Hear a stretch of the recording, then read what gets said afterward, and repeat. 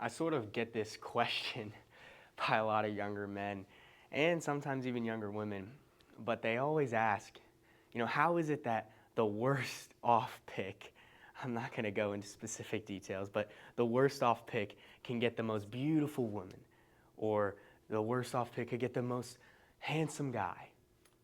And it's because of one thing, and that one thing is their charisma or their confidence. But how is it that they even have that confidence in the first place? Because a lot of people have a confidence issue even when they're a 10 out of 10. And that's because confidence doesn't actually come from what you look like. It comes from the image you perceive yourself as. And where does the image you perceive yourself as come from? It comes from within you.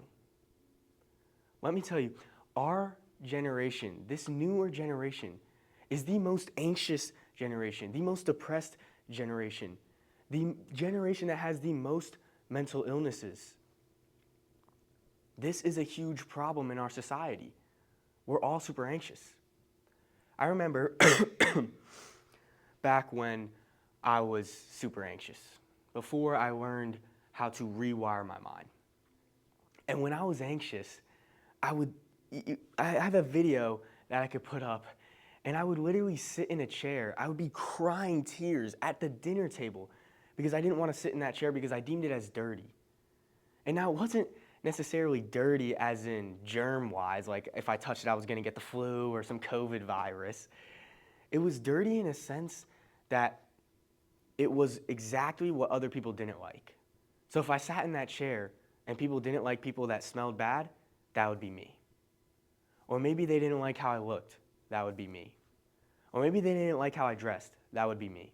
I was a people pleaser to the max. And that's what I would think, is that if I sat in that chair, I would become dirty, and this dirty feeling is whatever everyone else doesn't like.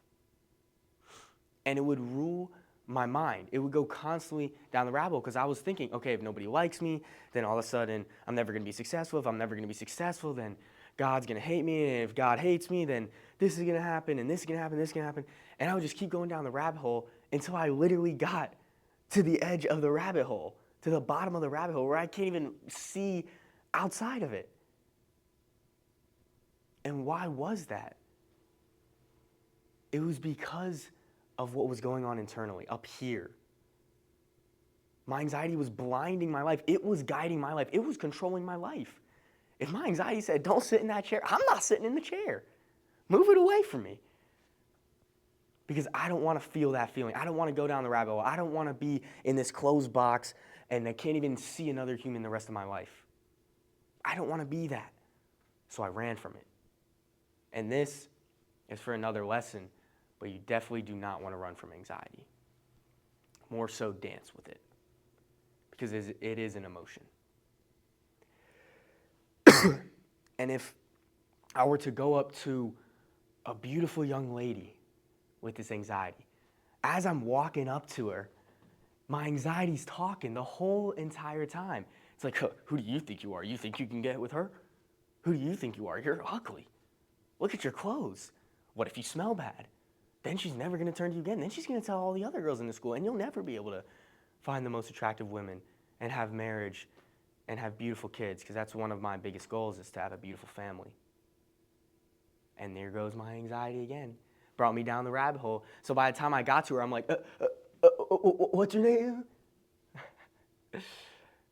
Because I was so in here. Do you think there was any confidence with that? Absolutely not.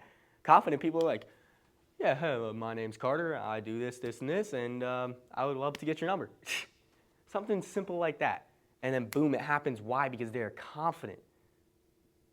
Everybody wants someone that has confidence. If you walk in a room and there's a big problem at hand, do you want everybody to be like, oh, we don't know what to do, we don't know what to do? No, you want the guy to come in like, I know what to do, I'll solve it right now. Or the woman that says the same thing. You want somebody strong, confident. That is charisma. So it's not so much about what you look like. It's the image that you perceive yourself as. But when you have roadblocks like anxiety, depression, and all these psychological setbacks, as I like to call them, I don't like to call them disorders, because they're not disorders. They're just setbacks. We can get past it. We have to shift the image. We have to shift the perspective at which we view them at. That's why I call them setbacks. So they're not this big image thing that, I can't control. It's this. Okay, yeah, I can definitely get past that. It's easy. Drive the car around it, little roadblock. And that's what we must do. We must rewire here first, and that is how you become more confident.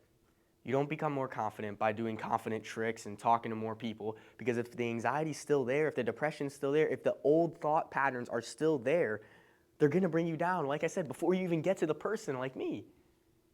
And that's low confidence.